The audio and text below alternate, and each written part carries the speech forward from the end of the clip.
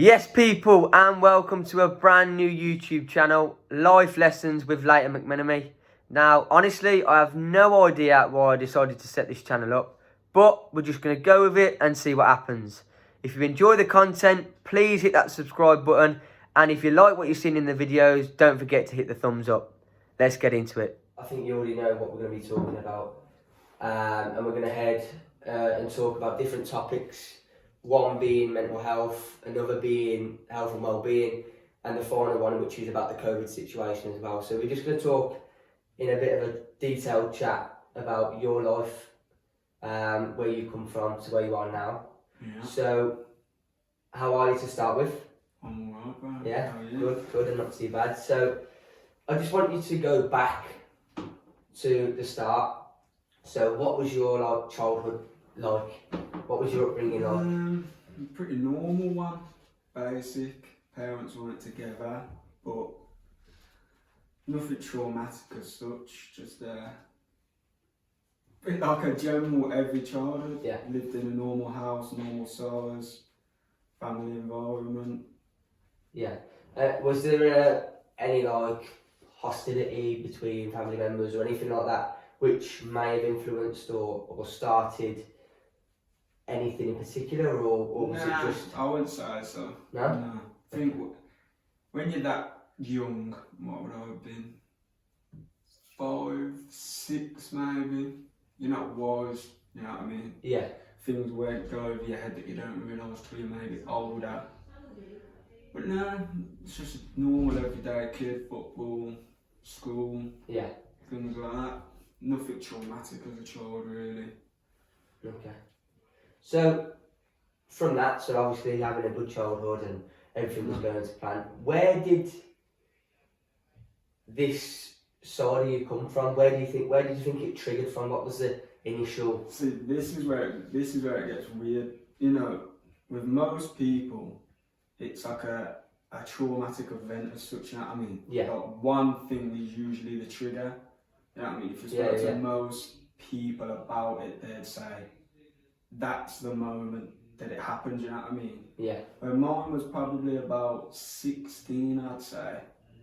Yeah, second year of sixth form, I've been 16, and at 16, 17, it was, I developed insomnia, which is a sleeping disorder. Yeah.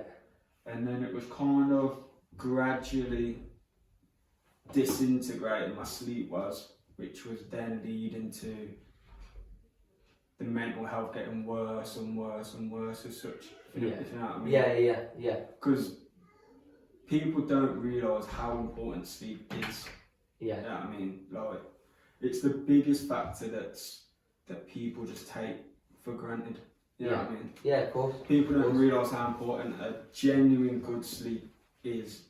Not only for your mind, but for your body, for the whole day. You can't be productive on no sleep. It's not possible. And then I think, in a sense, because you're not sleeping, you get frustrated. Exactly. And you become susceptible to those feelings on a regular basis because you keep getting that same feeling. It builds from within.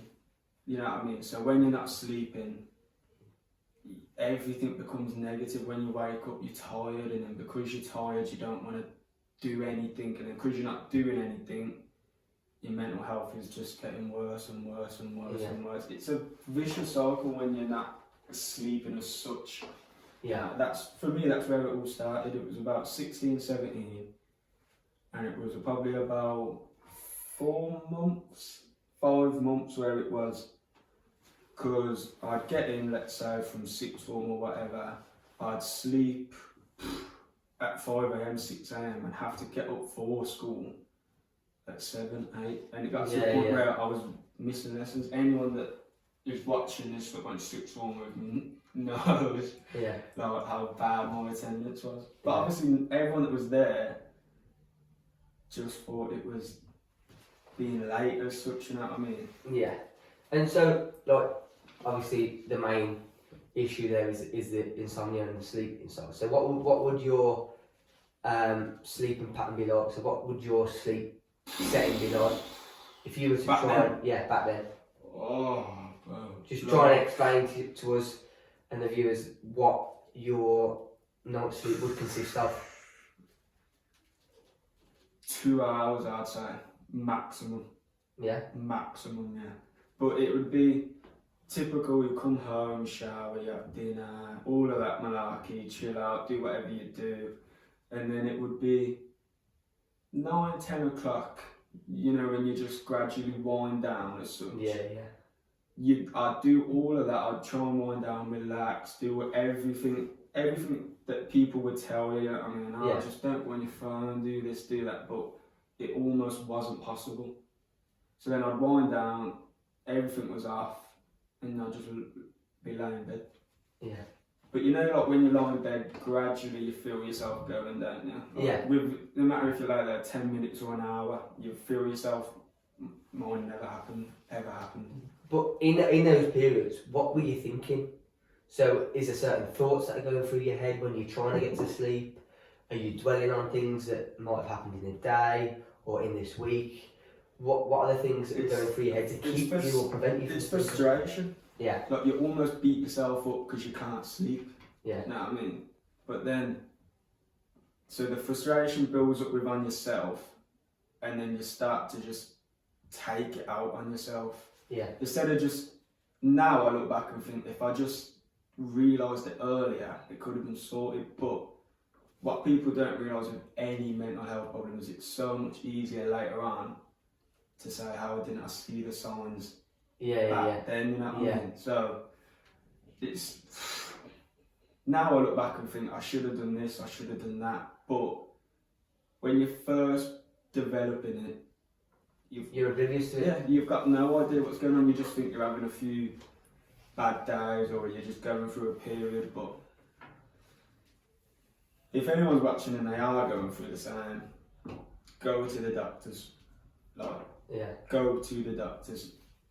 Don't go on sleeping tablets. I was on them, and you get sleep, but it's the quality of sleep. You know what I mean? I was on for about 4 months, I'd say, every night. It's unnatural. It's unnatural sleep. That's what it is. It's being knocked out. Yeah. You take one, and then within 10 minutes, you're gone. But then when you wake up, you know, usually you wake up and it's like a natural, you wake up. Sometimes you remember your dreams, you know what I mean? Yeah, yeah. You don't even remember going to sleep.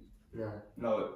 Like, sometimes I'd take one and then I'd still be in my clothes, wake up still fully clothed on top of my bed.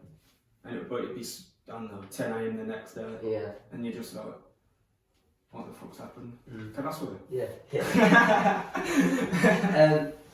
So the next thing, so obviously going from that, you noticed that your sleep was the issue. So how did you come about trying to break that pattern, and what are the things you did to come out of that trap?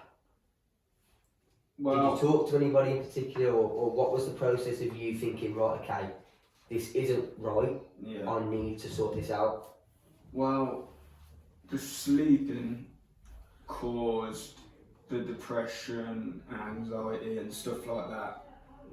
So then eventually when I sorted my sleep out, I thought that would sort my general mental health out, you know what I mean? But it didn't, you know, I sorted it, probably leaving sixth form was when I come off my tablets for it and all of that, and then I thought that would be the turning point, but it wasn't. That's probably where it got worse as such, you know what I mean? Yeah. Because I was always like, if I sort out my sleep, that would be it. You know what I mean? That would be the thing I need to kick on as such. But, so then when I changed it, and the whole process changed, and I sorted out my sleep, and I was in a regular sleeping pattern, and I didn't then get better, I think that's when my mental health definitely disintegrated the most.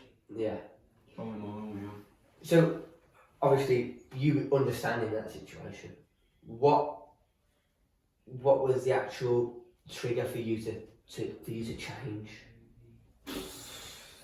It was more not within me, you know what I mean? I never once thought I need to change this. It was more seeing how my family was affected by it. Yeah. You know what I mean? Yeah, yeah. And seeing how my friends were affected by it, and seeing just every conversation I was having with people, it was never just a general conversation. Like, Yeah. you know when people ask you like, "Are you okay?" and you know deep down you're not. Yeah. But it was, people would never say, "Are you okay?" and I'd say, "Yeah," but they'd always know I was lying.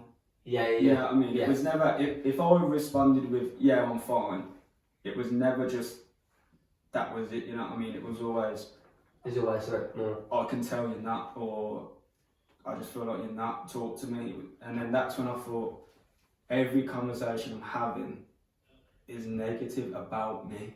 Yeah. You know what I mean? Every conversation with my mum was negative about how I was feeling. It was never, I've never come home and was like, "I've had a good day today. Can we talk about that?" Yeah. I wasn't having. You weren't focused on the good things. I wasn't. Everything that went in my mind was bad. Yeah. And now it's a lot easier now to sit here and say it than when you're going through it. You know what I mean? Yeah. It's because I think, in a sense, because you've programmed yourself from that the problem of sleep and the frustration. That becomes like a program, and you regularly think about these things and these emotions, and it's very difficult to break. Yeah. And so, like you say, you come out of that situation, you look back. Definitely. But do you think, as men, there is a bit of a persona, or there is a stereotype that we struggle with our emotions? Because I personally do think we do, and we don't like to admit that we either have a problem or we're struggling. So how do you think that plays a part in the way you and other people try to deal with these situations? I don't know if it's just men as such that do it. Yeah. I know in today's generation, it's a general thing to just, everyone wants to be so strong and not let things affect them, you know what I mean? Yeah. Everyone wants to have this persona that they're just good by themselves, but for men, I'd say definitely people don't want to speak about it, and that persona does need to be broken. Yeah. Because I know a lot of, obviously I'm not going to say any names, but I know a lot of lads that have gone through the same as me, but we've never actually realised it. You know what I mean? Yeah, yeah. Like now we're older and we've all not passed by it as such, but we've learned how to live with it. Now we speak about it and it's like, how did we not realise that we were having the same path?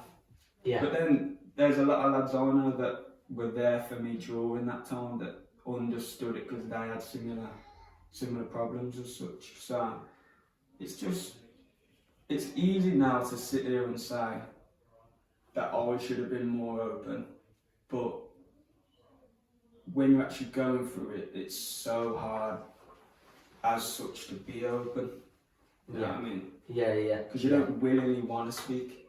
No. Speaking felt like the worst thing that I could do. Now I look back and I can almost laugh at myself. You know what I mean? And be like, why didn't I speak? But when you're actually in it, it's like, even though you know people care, I know I had individuals that cared, and I had groups of people that cared, but you can't get it out, you know what I mean? Yeah. Because you just think, I don't know why my mum did it, but you just think people don't care, you feel like you're weak letting it out, you just feel like everyone doesn't care, when in reality it's the total opposite. It was just me cutting people out, you know what I mean? Yeah.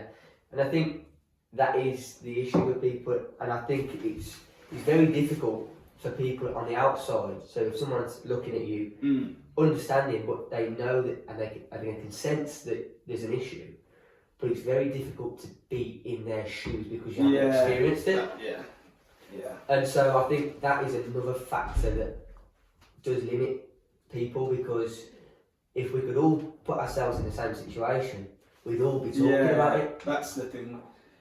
If you haven't been through it yourself, it must be so hard to relate to it as such. But so obviously when you've been through similar, or you've been through phases like people, you know what I mean, you understand it, and you know certain phrases not to say. You know what I mean? Like, that's the main thing for me. when you're going through a bad phase, there's phrases that you don't need to hear. Yeah, you don't want to hear. Like, you just don't need to hear it. Yeah. Like, you'll be okay. Don't think about it. Yeah. I hate that phrase. Yeah. I hate it with a passion. Yeah. That Because- might sound so weird to people at home. But I tell you how it relates. I hate that saying, don't think about it. Yeah, it's like when you're at school though and your teacher tells you you can't do something. The initial thing that you want to do is do it. You want to rebel against that. So when somebody says, don't think about it or don't think that way, it's not going to happen because you want to. You work to the opposite. And I think the issue with a lot of people that look in from the outside is we try to act as their guidance and the father figure and that figure that helps people, but you've got to, I think, in a sense, relate to the situation and actually go, okay, let me listen to you first, rather than you trying to say, right, this is wrong, you need to do this, you need to do that. Because if you tell somebody who's feeling negative to instantly try and switch that to a positive thing, it's not going to work. It's not possible, no way. And so it's breaking the situation down and having a look at it and then having a deep conversation with that person about the situation that's happening, because if you understand them in that, that's the thing. They'll feel comfortable about talking about it. For me, if you haven't been through it, then I know it's easy to say, but just learn about it. Yeah. You know what I mean? It would make it 10 times easier. If you're luckily enough never gone through it, then just educate, even if it's just a little bit, just educate yourself on some of it. Yeah. Just so you can relate. Because the amount of times I'd have conversations with people and I knew that they had no idea what I was going through, and they'd just be like, mental health aren't real. I've had people say that to me. Yeah. Mental health isn't real. Yeah. Oh, that's wild. That's wild to say that mental health isn't real. And people have said mental health problems aren't real things. When I was going through the worst phase I'd gone through, that just kicks you even more. You just think, so whatever I'm going through, people don't believe it and just think, I've chose that. It's education, but education needs to come from everywhere. You know what I mean? Yeah. Within football there should be education, within schools there should be education. Professional sports need education on it, grassroots need education on it, work, places of work aren't educated on mental health. You know what I mean? Some days you wake up and have work, I don't know, 9 to 5, whatever hours. If you're having a bad day, you're having a bad day. You know what I mean? Yeah. Some days I'd wake up and I'd be late for sixth form, I'd not go in. Yeah. Not just because I didn't want it, just because I couldn't get up. I couldn't force myself to get up and go. Yeah. But if you have a day off work now, I was sick, he's being lazy, he ain't coming in, we'll get rid of him. Yeah. When it's at times you can't drag yourself up. You know what I mean? Yeah. I think as well, the way I look at it and the way I see it, is like it's a silent epidemic in a sense. Because it is, mental health is one of the leading causes for suicide, and suicide is one of the highest killers globally. So I think it is a silent pandemic or epidemic in a sense. And so, like, going into more detail now in terms of you, when was the first time you actually talked to someone, either professionally or in your family, about the situation? When was the first time you actually did that? And how did that either work for you or didn't it work? And what was that process like? Obviously I won't say names. That's... I don't want to be baiting anyone out though. Yeah. But I went to friends before I did family, just because I knew people in my family wouldn't understand it as such. Yeah. You know what I mean? They would just think I was just going through a phase of just being lazy when it wasn't that, you know what I mean? Yeah. They just thought I just didn't want to go to sixth form and I was just throwing it away. So I'd say the first people I spoke to was close mates, definitely. And then I went to doctors, was the second one. But the thing with the doctors is they're so quick to chuck you on tablets. Yeah. Like, instead of counselling being the first solution, the first solution is tablets. Yeah. Same for sleep. It's not try these natural methods to get better. It's you'll take them tablets at this time, and then you will take these antidepressants at this time and this time. Yeah. So I've been on antidepressants for, God, it must have been on and off for about 3 years, and I can't sit there and say they don't work, because they do work. Yeah. But for me personally, you know what I mean, there might be people out there that they don't work for, or that they've helped massively, you know what I mean, that they've almost saved their lives. So I can't sit here and say they don't work, because everyone's different. They probably work for some, but for me, they did take the pain and the general the low feeling away, but I didn't feel anything. Yeah. You know what I mean? Yeah.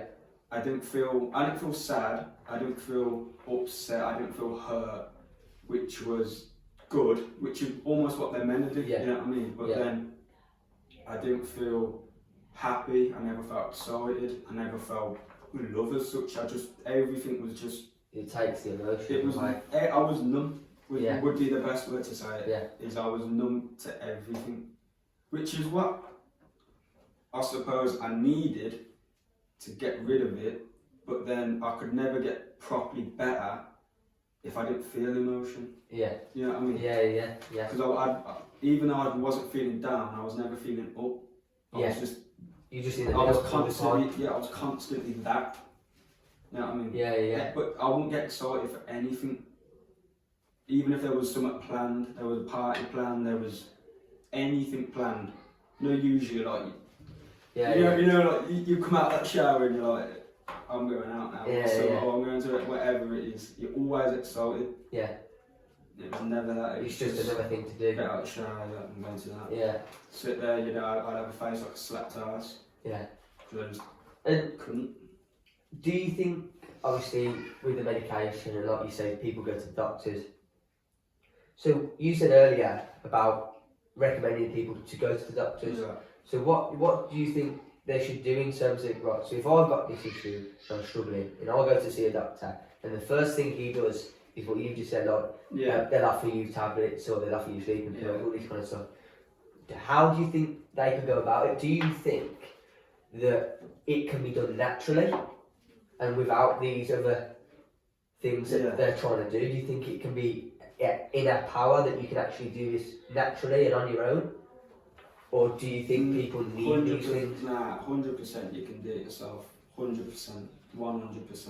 Yeah. I've done the tablets, and even though they probably got me through my worst phase by a mile, they almost dragged me through that.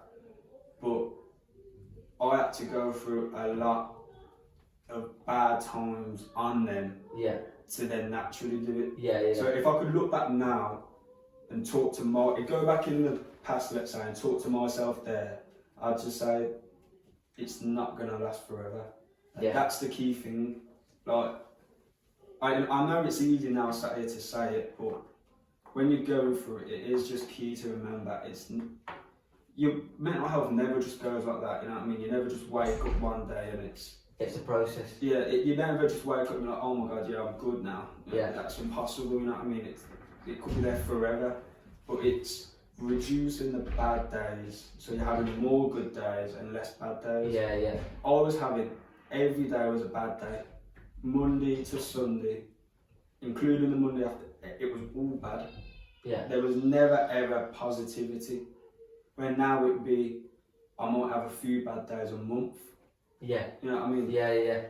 And that's in what, from let's say 17 to 20, turning 21 in 3 years. But there's people that have had them bad days for 20 odd years. But in terms of the medication and that side of it, like I said, if you get to a point where you feel like you genuinely can't do it, and you're that close to giving it up, then take them. You know what I mean? But if you're going to take them properly. How they're prescribed, how you're meant to. Because I'll admit at times I was my own worst enemy. And I'd take them irregularly. I'd wake up, I'd feel alright, I'm going to have a day off them. Then I wouldn't sleep, then I'd wake up, feel horrible, so I'd have them. So I was just messing myself One day on, one day off kind of thing, I was messing myself up without realising as such. So if you are going to go down the path of tablets, do it properly, stick to it, and do it how they say, 2 a day or 3 a day.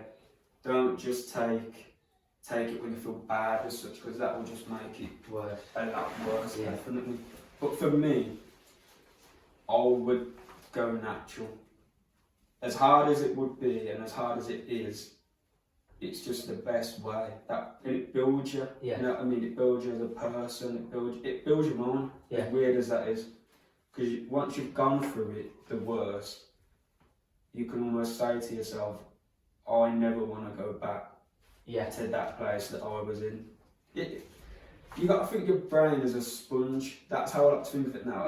I know that sounds very weird, but if you're only giving yourself negativity, that's all you're going to know. It's going to absorb it. That's all you're going to speak, that's all you're going to say is negativity. If you just feed yourself positivity, even when it's hard to, just little bits here and there, gradually it will get better and better and better. So, like you just said, in terms of the brain being a sponge, which is a good way to look at things. So, the way I look at it is the fact that thoughts attract like thoughts. So, like you just said, so if you're thinking positively, then these thoughts that come with that are also going to be positive. So, it's getting that mindset and having that way of thinking to try and build the progression. But what was the worst situation or the worst feeling you had with this issue? And how did it affect you? There's been some bad ones that I don't know if I can say on camera, but ones where you just feel like you just don't want it. And that's talking about life as such. You don't want it.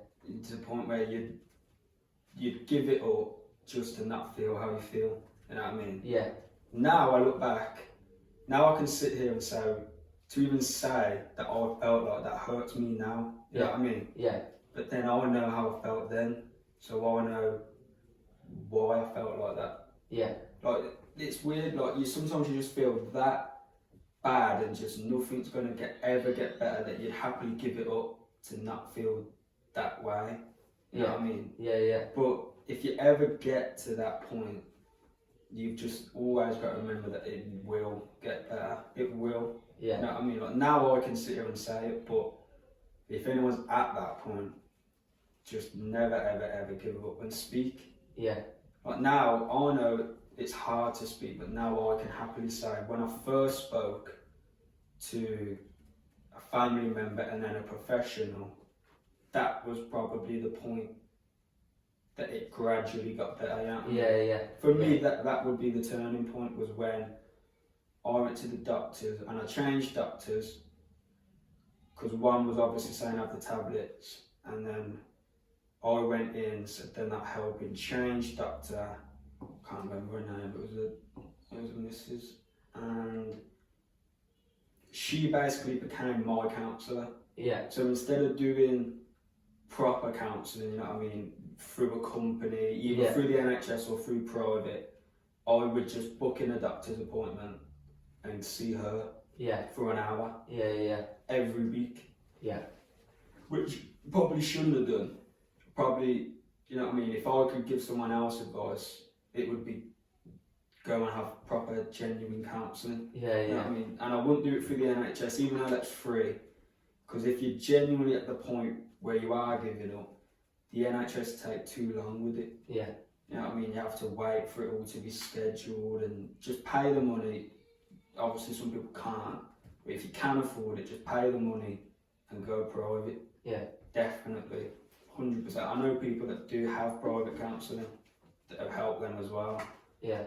But for me, changing doctor was probably the point. But again, I don't know why that was. You know what I mean? Well, in a sense, it might have been the fact that you knew that the tablets weren't. And this is the point we're going to get onto, is if you do it naturally, there's going to be less side effects. So 1,000,000%. when you're taking these tablets, the side effects that, and I think again, like you said, you have to learn about the situation and reading up before you take these things. I think is very important as well. None of that. Because if you don't, like you obviously didn't. Yeah. You do it, you take it, and then you think, right, these are the side effects I'm feeling. I feel this way or that way, and that can also have a negative effect on where you're trying to go. So, where was and how has it been in terms of your road to progression from where you were to where you are currently? How has that road been, and what are the steps and things you've had to overcome? The road. Imagine like a long, bumpy, never-ending road. Yeah. That's probably the best I could describe it as, isn't it? Yeah. But, I don't know, it's like, all of it's different. There's some days, if I was driving on that road, there'd be an hour of it. If we pretend an hour's a day, there'd be a day of it where it'd be nothing but bumps, and I felt like that road would never ever end, and it would just constantly be up, down, Yeah. and then I had stages where it would just be down. I couldn't see the end of it. Everything was piling down. And then when it eventually clicked, then you begin to go. You have a couple of good days, and then the bad days. You know what I mean? Yeah. So it went from all bad to bad with a few good to probably 50-50. Yeah. So then you have more good days, but you still have bad times. Yeah. I think that's the key change, is when it goes from a full 24 hours would be bad, so you might have a bad hour, you might have a bad half an hour. But if I could go back now, and this would only be probably a year ago.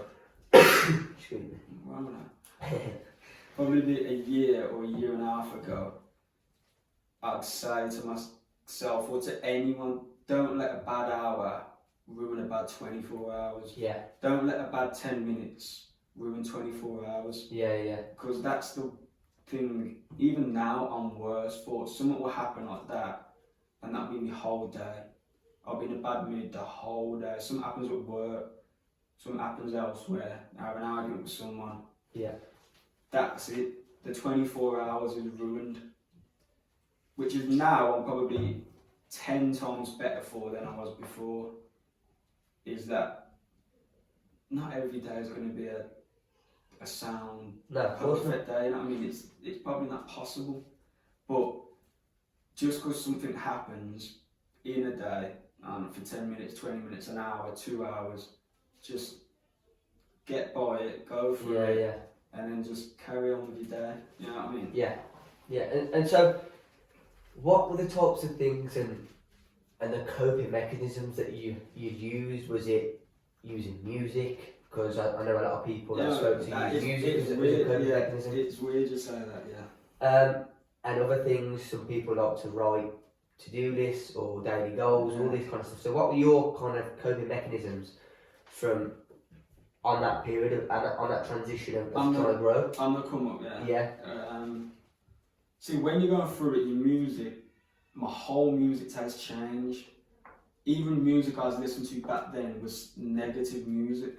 Yeah. As weird as that, everything was bad. Yeah. But now it's obviously a lot different to what it was before. Yeah. But coping mechanisms, it's just a battle within yourself. You know, as weird as it is to say, you know what I mean? You do have all the people there for you. Speak to them 100%. But if you was anything like me and you couldn't, and you just can't get it out, you just have to build it from within and just realise that it will get better. Them times don't last forever. And exercise 110%. If anyone knows me, there was times before it all set on where I played football twice a week, like 2 teams. I'd play Saturday, Sunday, I'd train Thursday, Friday, I'd do the gym every single day, and then when I started going through it, all of that was gone. Didn't play football. Stopped football for about 2 years. Just 'cause I couldn't. Yeah. Just couldn't get myself up for it. Didn't enjoy it.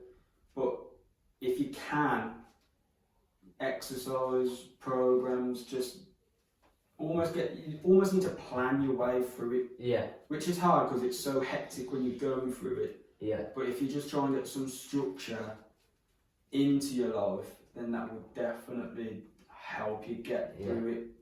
Some people like a hectic life where you just go with whatever you feel. Yeah, you take every day. But for me, I like things structured. If I get home from work, I start working out at that time. I'll work out that thing on that day, and I just do it that way. Yeah. You know what I mean? Yeah, Some people just do whatever, and that works for them, but... So, the next thing I want to talk to you about is the people around you. So, your family, your friends, or even people that you might not necessarily know, but you still talk to. So, how influential do you think them people were to you on that progression? Massive. Probably won't be without a lot of people that helped me back then. 110%. Yeah. There's a lot of it I can give to family. Yeah. A lot of it, the group of lads I've got around me. A lot of it, people that I don't speak to now, that I did back then. Yeah. And people now that I speak to every day. But it's weird, that's like a bond that once you've gone through that with them people, it's like you'll be with them people for the rest of your life, you know what I mean? I can't see that, even though there was people that helped me through it, that I don't speak to now. Yeah.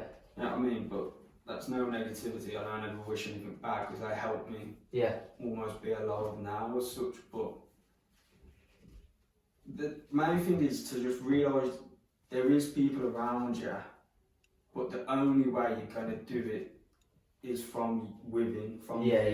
You know what I mean? Like, you can have, I had loads of people around me, like so many people around me that could see what was happening and was trying to help, but I just didn't want to do it. I didn't want to do it with them. Like yourself, for example, was there when it was all going on, and then you'd say you need to do this, you need to do that, and people out there, my friends, you need to try this, you need to try that. But if you don't want to get better, you're not going to get better. Which was probably my biggest downfall for years. Was just I'd lost hope, I'd give up.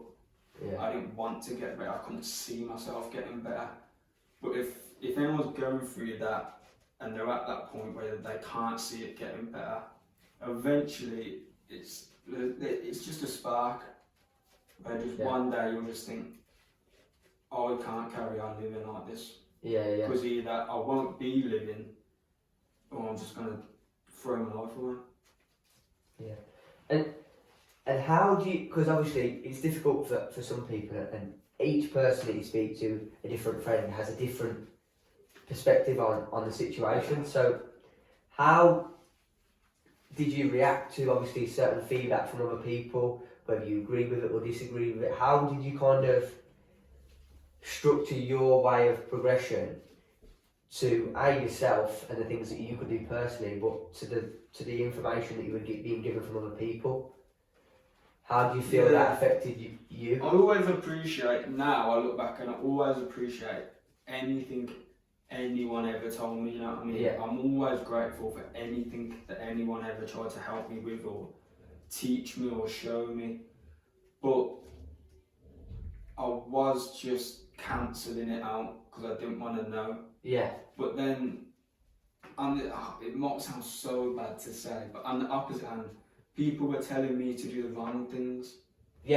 Like now I can look back and say there were certain things people were trying to tell me to do that I shouldn't have been doing. I didn't need to do that. Like that's not saying I didn't appreciate it or I don't appreciate it now. I more than appreciate any help ever.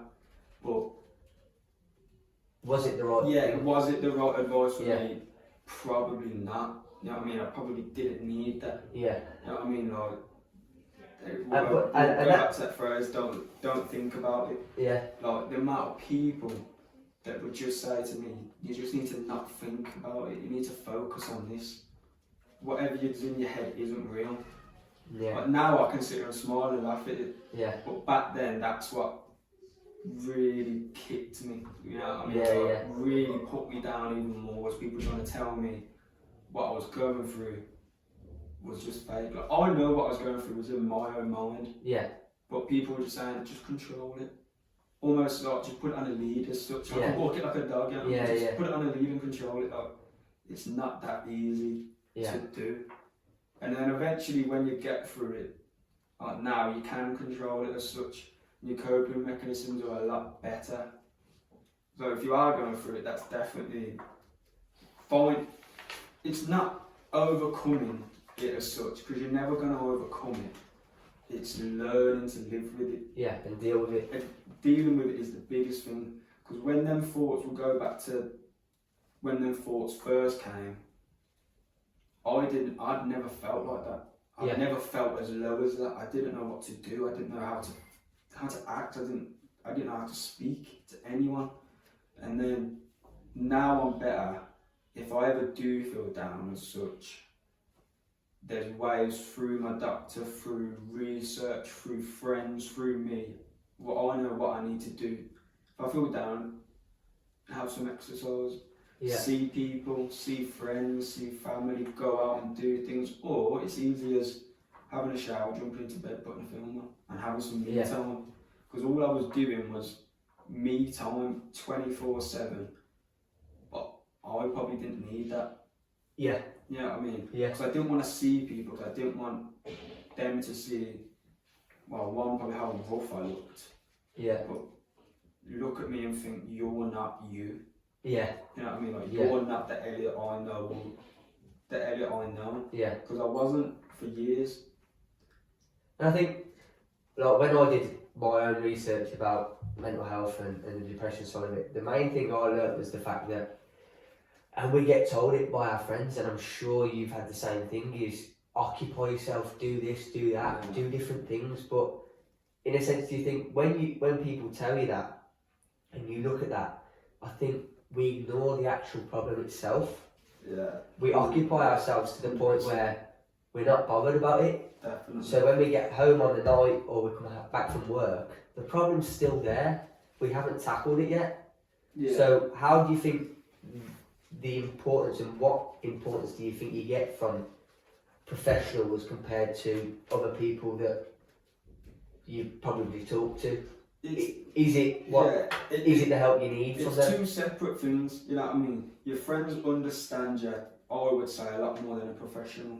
Like, obviously, the relationship I then built with that doctor was a lot different to anything I could have with my friends. Yeah. So I feel like I could speak to her, not because she didn't care, because I knew she cared, but she probably didn't care as much as if I went to you, or if I went to one of the lads or anyone that was in my life then. If I went to them and said, and it actually explained how I felt, I'd have felt like I was hurting you, or putting that on you.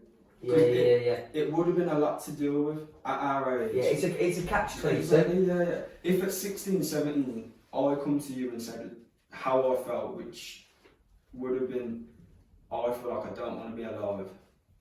That's a lot of pressure. It's a lot for someone. That's what for someone to deal with. A group of lads as well at 16. Yeah.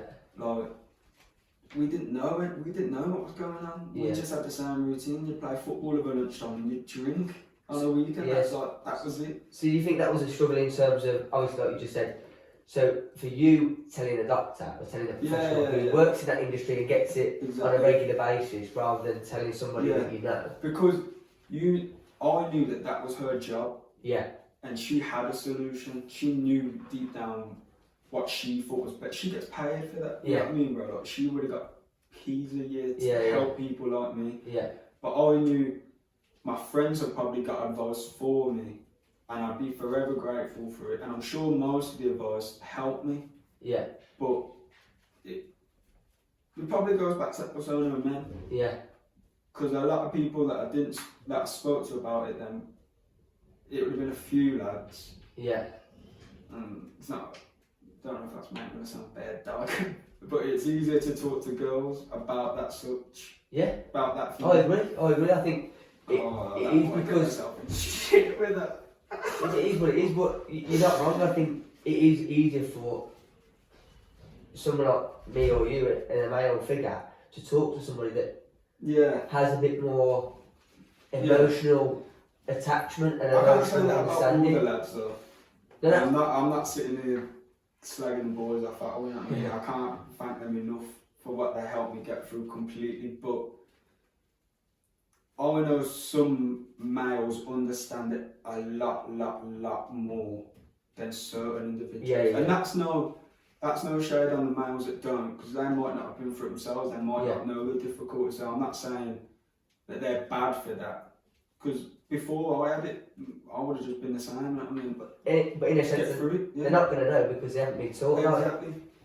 And they haven't been taught, they've been educated, they haven't gone through it, they might not have seen someone go through it. Yeah.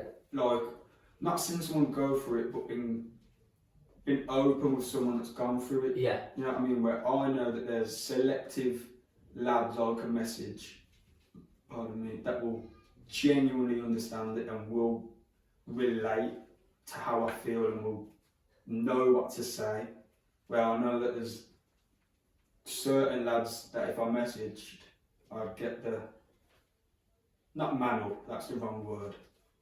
It'd be a blunt response. Don't think about it. Yeah, just a blunt You're response. good, bro. And you'd be like, yeah, and then they'd just be like, good. Yeah. And then I know there'd be some lads that when they're saying, are you okay? If I said, yeah, they'd be like, you sure? You're not got anything? Are you being serious? Are you sure you don't have anything you want to speak about? Yeah. That, for me, that's the biggest thing, 100% the biggest thing. There's always a thing that's like, ask twice. That's the mental health thing that they put out there. And it is because the amount of times you have people ask, are you okay? And you're just, yeah, I'm fine. When deep down you know you're not fine. But it's that persona again. Yeah, it's people putting on poker faces, which goes back to what I said earlier about this generation and this world today. Yeah. People don't like to show feelings. They don't like to show when they're upset. They don't like to express themselves. Everyone wants to look like they're fine on their own and they can be by themselves and they're happy by themselves. They don't need people to love them. They don't want people to love them. Everything's okay. Which makes it 10 times harder for people that genuinely struggle to come out and speak about it. Because they're like, well, if I come out and say, this is how I feel and it doesn't relate to what other people are feeling, then I'm going to look weak. People are going to think I look like a bit of an idiot. People have just got to be nicer. As weird as it is to say, people have got to be nicer to each other. They've got to think about other people. Yeah. Because it's easy to say, oh, I'm just going to think about myself. I need to do this for myself, which I'm not saying don't do. 100% take care of yourself before anyone else. That's the only person you've got guaranteed is yourself. Yeah. But if you're doing that, don't just cut off other people and other people's feelings. Yeah. You know what I mean? There's nothing to say that you can't do yourself and just do what you like, you doing you, and do what you want to do. But having people around you that care and looking after them the same that they look after you. It's the phrase that I use is each one teach one. Exactly.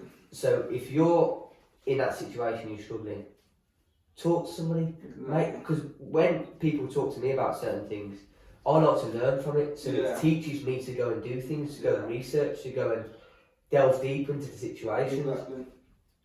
But going further into it now is obviously the situation that we as a global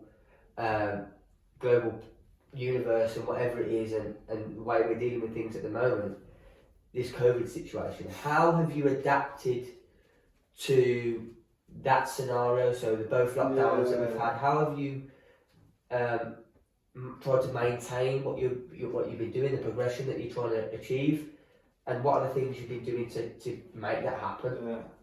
If this all was a thing 2 years ago or a year ago, the first lockdown, I'm fucked. Yeah. as blunt as that is, I'd have been fucked. You know what I mean? I'd have been in a horrible place. But the first lockdown, I can't express enough how much that patted me up and sorted me out. Yeah. It was almost like a blessing that I didn't know I needed. Not going out, I couldn't see anyone, couldn't party, I couldn't play football, I couldn't. But it was like the first week of it, I was like, oh, how am I ever going to get through this? This is going to be horrible. And then I put schedules in it. I was working out 2-3 times a day. Yeah. And now I only do it once a day, but then I was doing it, 9 a.m, having lunch, whatever. I was doing another one at 3, and then I was running at 6. And that first lockdown was probably the best thing that happened to me. Yeah. In the sun as well. That is exactly what I need. This one, it stinks. Yeah. And it's shit. Yeah. But that's just because it's dark. Yeah. By the time I get home from work, I want to leave for work. But the first one for me was definitely, I don't know how you found the first one, but the first one for me was, I needed it. Yeah. 100%. I think for a lot of people, it's the mindset thing, and it's how are you going to react to the situation that you've been put in. Now, I always think of it as like a science experiment. So, what are the things when we're breaking it into a science experiment? You've got your variables that you look at. So, what things can you control? What things can't you control? And what things will you keep the same? Now, for me, keeping the same, it was the schedule. The situation that I couldn't change was the environment that I was in. That was what it is. But the things I could change was the things I was doing each day to keep myself occupied and keep myself busy. Yeah. So for me, I found it as a very good way to self-reflect, look at myself as an individual and think, right, where do I want to go with myself? So for me, it was a really good experience. Now I'm saying that that's not the case for everybody. Yeah, which is definitely the reason why I think doing these types of things and learning about how people have reacted to that situation, because we're not all. Yeah. Every day is not good, like you said before. That's the key thing. Is everyone's different. Everyone reacts differently to different situations. People's mindsets are different. Not everyone matches. You know what I mean? Like every human is different. So, but if you can relate in some cases, then you can help people. Yeah. You know what I mean? So the more you know, the more people you can help. Yeah. The less you know and the less you're in your own little bubble, even if you're happy in there, then fine, do that. But if you're in your own little bubble and you don't know much about mental health stigmas or you don't know much about it, but then you're sat there thinking, am I that person that people don't come and speak to? Yeah. Yeah, as blunt as you are, you probably are. Yeah. You know what I mean? Yeah. Like, because people know that you don't understand it. That's a bad thing. I'm not saying everyone in the world needs to know about it, but for me, they should. Yeah. Everybody should be educated on it. Yeah. Just because that stops then, if you did develop it yourself and your mental health began to deteriorate, you will know what's happening. Yeah. Which is my worst thing. I didn't know what was happening. Yeah. It was all a shock. And I know a lot of people that have had the same. That when it first comes on, you don't know what's going on. And if that, like you said, if people do learn about it, then you gain that exposure from an early situation. You gain it early, so then you're able to adapt and react to it. And I think a lot of it is we tend to react later than we should. Later than it needs to. Like you say now that now you look back and you think, right, that was where I was. Now I'm here. Exactly. But if we can stop it from the stigma and stop it from the initial issue, then we'd all be better. Yeah, I can't sit here and say if you're going through a mental health problem, then it's going to go. No. Let's be real, it's probably never going to go. Yeah. But you learn to live with it, you learn to accept it for what it is, and you learn not how to get over it, probably the wrong phrase, but you learn how to adapt to it and pull yourself out of it instead of driving yourself into the ground to the point where you feel like you're never going to get out. You'd never reach that phase because once you've initiated it, you'd know how to cope with it. Yeah. But that's just all education. That's just more awareness, people's awareness on it. Yeah. And so, like with obviously both lockdowns, you can give a response to both. What has been the hardest thing for you to either deal with or try and manage during that situation? So what has been the most struggling out of everything? At the first lockdown, I'd say nothing. First lockdown, genuinely nothing. I loved every minute of it. Yeah. Don't get me wrong, not seeing certain people and not seeing the lads and stuff like that, not seeing the granddad family members, that was hard. Yeah. That eventually took its toll. But in general, living, couldn't complain with it at all. It was exactly what I needed. Yeah. But it's just, I think the one thing I took from the first one was planning and scheduling. Yeah. Like, I know you put things on your Insta that was live workouts at that time. Yeah. But if people were doing them, then that's planning in their lives, which is what I definitely needed, was just to get some structure in. Because I was living a hectic life, but I didn't enjoy a hectic life. Yeah. If that makes sense. Yeah. Not saying I didn't enjoy my life before lockdown, because I more than did. Yeah. But I felt like I wasn't going anywhere. Yeah. You know what I mean? Like, more than enjoying my life, I was loving it, but in terms of general progression to going on to the next stage, I wasn't going. Yeah. I was just staying where I was. I was enjoying it, but I wasn't going up the ladder as such. Yeah. And then when that happened, that taught me how to plan, and it probably brought more strictness to my life. Instead of, I'd say before lockdown, okay, I'm going to work out. Nah, the lads are active, I'm going to go do that. Yeah. Where then in lockdown, it was teaching that your workout come first, and then you do it. Yeah. To then in lockdown, when lockdown was ending but it was still sunny, I wouldn't go out until I'd done a workout. And I know a couple of the lads were on the same as that. Yeah. You wouldn't do anything until you'd done what you needed to do. Yeah. And then the rewards as such would come after it. Yeah. That's what people need to realise as such. Yeah. That if you are going to do something, that needs to be the key thing. And then the social side can come after. I'm not saying don't have a social life, because everyone needs one. Yeah. But that needs to come. If you say, I'm going to work out every day, and I'm going to eat dinner every day, for example, and that needs to be that. Yeah. And the social side and the football or the meeting friends Can fit around. Can fit around it. If you're going to make a goal, that needs to be it. Yeah. You know what I mean? That needs to be the one. If I'm going to make an Instagram page for whatever, that is it. Do that. And then your life can go around that. But it's twists and turns. Yeah. It's twists and turns. Yeah. You can't plan all your life because Things happen. things change. And so, what is your current state like now? How are you feeling now with everything that's happened in the past? From where you've gone from to where you are now, how is your overall opinion on what you've done and how far you've come? Proud, the same. Very proud to come through it. And now I'm alright, man. I'm alright. And what do you think has been the biggest life lesson for you? God, there's been a few. I don't know, it's more of, I'm sure there's people that watch this that can relate. It's like once you've been to the lowest point that you can go, you never want to let yourself.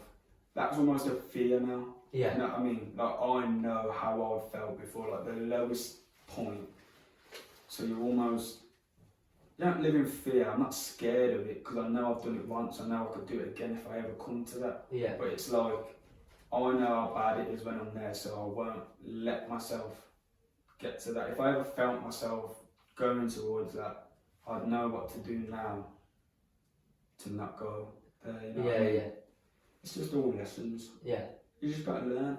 Luckily, mine was I'm still young now, but when I was young, even though that made it harder, if it happened, deal with. yeah, definitely, because I didn't know what was going on. But if that happened now, then God knows when I'd come through it. By the time I come through, it might be too late to Yeah. reprogram as such. Yeah. And obviously, you've touched on a few things whilst we've been speaking. And so, what five? I want 5 points. So, what 5 things and advice would you give to people who are struggling, who are down in the dumps, who are having their worst emotions and negative thoughts? What 5 things would you say? Right, this is what I've learned from my experience, and it may or may not help you, but these are what I want to. That'll be 5. Yeah. Well, or what you want to give. Just give me what you've got. 1 would be speak, but I know how hard it is when you can't feel like you can't speak. Yeah. But 1 would be speak. 2 would be just remember that the bad times never last. 3 would be exercise. Everything I'm saying, I know how hard it is to do them. Yeah. I don't want people to watch it and think like, we're saying do them as if it's easy. Yeah. I know it's not easy, you know what I mean? Yeah. They're the 3 things that. 4 would be let people in. Don't just keep people away from because of how you feel. Yeah, just come and let people in, let how you feel out, so then they can come in. Yeah. You know what I mean? Because if you're not letting out how you feel, then people can't come in and help that. So that's 4. And the last one would just be. It would just be bravery. Yeah. Yeah. If I had to put one word with it all, I'd say bravery. Now realise what you're going through makes you brave. It makes you tough. And once you get through it, even though you might never overcome it properly, if you get through that stage, then you should look back and be proud. Yeah. More than proud. It's a tough old fight that it's not underestimated. Yeah, 100%. People think it's, you know what I mean? Like, I ain't saying anything bad, but people will have a couple bad days and they'll say they're depressed. Yeah. People will get worried to play a game of football. Yeah, and they'll say, I'm suffering with anxiety. And that is the point that I wanted to get onto.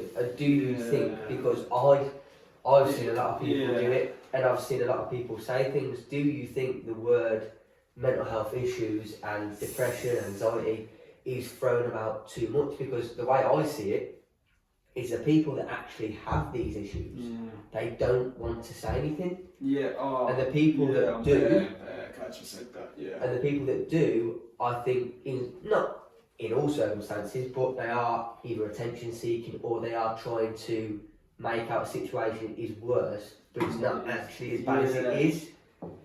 It's a tough one, man. It is a tough one, that kind of subject, like that area of it is, because there 100% needs to be more awareness of it. But then you do see a lot of people that will be like, that they're just genuinely upset. It might be for a day. You know what I mean? Like, you just wake up and you're having a bad day, and they'll be like, I'm depressed. People use depressed as a phrase. Yeah. That's what I don't get. People be like, I feel depressed. Yeah.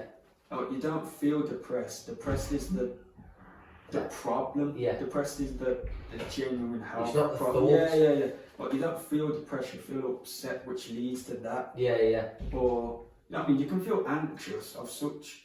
Yeah. But I know people that suffer with anxiety, and I know how hard it is for them. You know what I mean? Such as sleeping, such as little things, going to events with people. Yeah. So then for people to almost, not mimic it as such, but use it in sentences. As an excuse? Yeah. Some people use it as an excuse. It's wrong, man. But that's the only problem, is that when people use it wrongly, it takes it away from the people that genuinely suffer. Yeah. You know what I mean? You have people that are genuinely suffering from anxiety, depression, OCD, everything. And then you have people that not use it as a joke, but they'll have a couple bad days, or they'll have a bad day, or something will happen, and suddenly they've got that. Yeah. And it's like, mental health isn't just you have a bad day for a week, you've now got depression and you need antidepressants. That's not how it works. Yeah. You know what I mean? It's a long, old fucking struggle that takes it out of you. And I do think, in a sense, it's like we've touched on previously, is the fact that when people aren't aware, and because they haven't learnt about it, they tend to throw it as a passing comment. A lot of people do use it as a passing comment. So again, I think that is an important thing. It's disrespect, man. It's rude. Yeah. To just throw a comment around like that. If you've never been through it and you throw it around, you need to learn and study about the situation. Definitely. If you've never been through it, if you're lucky enough to never have gone through one and you've never had it, then I'd say the main thing to do is educate yourself on it. Like, I can't sit here and say go and do it. That's up to them if they do it. But if you've never gone through it and you can happily say that you're okay and you're fine and you've never had to go through that, then learn about that just for yourself, but for the people around you in case that happens to one of them. Each one. People need to recognise the signs before it gets too late. You know what I mean? But sometimes you're oblivious to the signs in yourself, but if someone else in your circle recognised it, then they can help you with such. Yeah. You know what I mean? Like if we were sat here now, and for a week later, I felt like you was developing signs of it. I could say like, do you want to speak about anything? Yeah. And then you can open up to me if you was going through it. Yeah. But people don't do that and don't know about it until you've gone through months, maybe years of it, and you've driven yourself into the ground, and then you speak about it. But by then, for some people, God bless, it's too late. Yeah. You know what I mean? Yeah. It's trying to notice them early and deal with them early. Yeah. And instead of letting it. Teaching people about it, it will help that. It's not taught enough nowhere. It's not taught enough anywhere. And going into a little bit of a different subject, which is on like mindset and how we interpret certain things in situations. How important was having a positive mindset to you in the development of where you've gone from to where you are now? How important has it been? Key as such. And you know what, I'd say that was what the first lockdown, if we go back to that done best. 100%. That's where meditation started. I'll admit now that's things I do here and there. I know I need to do it more, but I just don't as such. But first lockdown was probably where that all started. But that was just because I was learning. You know what I mean? I wasn't just cutting things off and I wasn't just doing everyday things. Every day I was learning about something new. I was reading, I was doing everything was just a big learning process in that first lockdown. To which that felt like if my brain was outside, someone had clicked a button on it, you know what I mean? And someone had just gone, can't say it or say I'm always positive because I'm not always positive. At times that I'll admit I'm negative, but that it's impossible to constantly be positive unless you're some mad geezer that can. Then it's impossible. But the way if you're more positive than you are negative, then you're gonna know positivity. Like we said at the very, very start of this. And if you're just negative, you can't. You can't. If people don't know about the law of attraction, then I've learned that. I used to be the worst for it. Like when I was going through it all, people would recommend stuff that I'm learning now. Back then, but I just thought it was waffle. But people were just chatting shit non-stop, and I was just like, I don't care about that shit, bro. I've got enough going on. Which back then it was probably true, but now I actually learn about that stuff. You realise it's not waffle. And it is the right stuff. And obviously staying on that note of having that positive mindset, what things have you done to keep positive? And not only that, what's your opinion on health and well-being and how having a good, healthy lifestyle and being wealthy and getting both sides of that is in relation to you dealing with a situation such as mental health issues? It's key. 100%. People don't realise what exercise does for you. But exercise can be anything, you know what I mean? I'm not saying just go and jump in a gym and run on a treadmill or go and bang weights around like a madman in a gym. It can be anything. People dance. You know what I mean? walking. Yeah, I'm not saying dance in a club either. Dancing, genuine dancing, Yeah, or gymnasts, or walking, running, yeah, anything. Like you can make anything exercise if you want to, but the feeling of when once you've done it is so much better. You Yeah. feel so much better once you've done it. If you say you're going to do a workout, at times I delay it so long because I don't want to do it.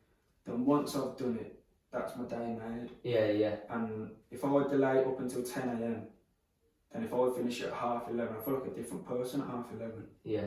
My whole outlook on the day is like, I've done it now. Yeah, yeah. And I feel so much better for doing it. Some people need it for them to realise, right, okay, I've done something. Exactly. And Like, it's giving almost the like rest of the just ticking it off, like, I've done it now, that's okay. Yeah, yeah, yeah. But for me, the genuine feeling of once you do a workout, you feel so much better about everything. Yeah. Like the exercise I was stuttering there then. Like an exercise can be anything. Yeah. Sometimes people get it, the feeling of playing football. Yeah, I mean, yeah. when you play football, you don't think about anything but that. The emotional attachment, it just goes. The feeling after it. Yeah, I mean, when you finished and for the pip exactly, when you finish it and you're with all the boys, there's no feeling like it at all. Yeah. Okay. And then we've just touched on it there, is how important has exercise been for you when you've explained that situation. But what, again, talking about the advice for people, obviously, who might be watching this, how would you say is the best way to learn from the experiences? Is it through trial and error? Is it through people informing you, right, I'd maybe try it a different way? So your counsellor, for example, might say, if you've tried that and it hasn't worked, try this. Oh, learn what's best for you. Yeah. Yeah, you've got to trial and error. Sometimes you have no option. Yeah. You know what I mean? I know what worked for me, but that ain't gonna work for most people. That if they're watching this and can relate, that ain't gonna work for most of them. You know what I mean? Yeah. You've just got to. Yeah, it is trial and error, like you said, but you've got to remember to trial and error. Don't just sit in the same position, which I can say I was bad for. Yeah. You just watch it pass you by and just let it take over you. Yeah, yeah. Do it early if you recognise it. Try the counselling. Try the tablets if you need to. Try speaking to people until you find that one thing that might work. It could be tablets, it could just be you need to get through it yourself. It could be that you need to speak to a professional. Yeah. But there's loads of things you can do. Yeah. Loads of things. And then the final thing is, I just want to touch on is, obviously looking back from where you were, what has been your biggest experience that you've looked at and thought, do you know what, I've done really well there. I've come out of that situation not knowing what might happen, but I've gone from there and now I am here. And what does your future hold for you? What do you want to do? What do you want to be involved in? And just touch on that for us. All of the experience has probably put me in a much better position than if I didn't go through it. Yeah. If that makes sense. Like, that might sound really weird, but if I never went through that, then I wouldn't know as much about myself now. Yeah, yeah. Does that make sense? Yeah. Like, if I never went through that and I'd never been to it would have made you who you are now. If I never went through that and I never went to how low I felt, I would actually know deep down how strong I am. Yeah. And what things I can actually get through. But then I wouldn't know more about mental health. Because if I didn't go through it, I'd probably be the same as everyone else. Yeah. I probably just wouldn't know about it and I'd sit there and tell people to be okay and not think about it. I'd be one of them geezers, you know what I mean? Yeah. But going through it now, I know, and I'd like to think if anybody did have a problem with it, they know that they could come and speak to me, you know what I mean? Yeah. And that I would actually have genuine good advice that come from my heart and not just and a personal waffle. advice. Yeah, not just waffle that was made up. Yeah. I'd genuinely been through it, and I genuinely meant that could help you. You know what I mean? Yeah.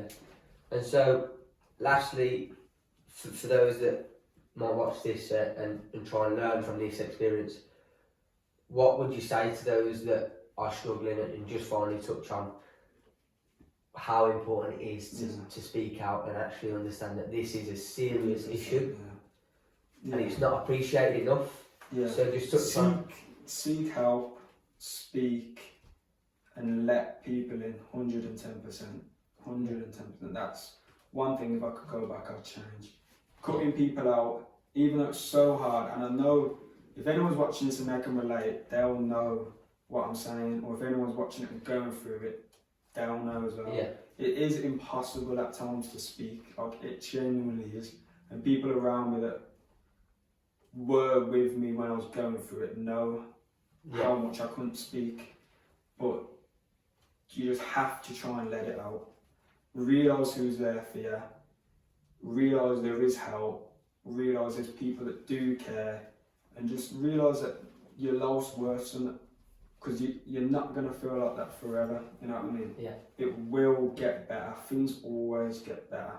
You've just got to almost grind through it as such. Trust that things are going to get better. Trust the process. Exactly, and just get out with it. Okay. Well, thank you. No problem. Thanks for that. And yeah, hopefully, if any of you guys are watching this, have learned something, because that's what we're trying to do on this journey that I'm trying to give people, is learn about these very, very important subjects. Because if we don't, then we're not going to progress as a generation. We're going to still feel judged. We're not going to open up as much. And like I said earlier, it is very, very important that we understand mental health, because it is one of the leading causes to suicide, and that is scary. So if any of you's touched or had something similar or similar scenario that we've talked about, then don't feel hesitant to comment below and talk to us about that, because it is a service that I'm offering and trying to teach people that we need to learn about the situation. So thank you.